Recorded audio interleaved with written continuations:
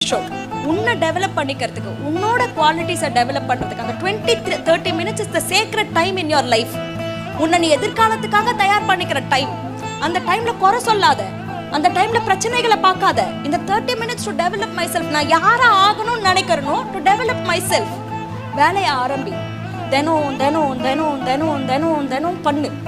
பலனை எதிர்பார்க்காத. தினம் தினம் தினம் தினம் தினம் தினம் தினம் பண்ணு.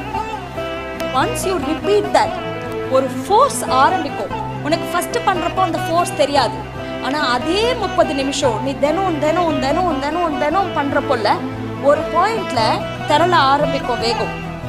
ஒரு அலை வர ஆரம்பிக்கும். அப்புறம் அது சுனாமியா மாறும். அதுக்கப்புறம் வாழ்க்கையில உனக்கு எவ்வளவு ஃபோர்ஸ் எதிர்க்க வந்தா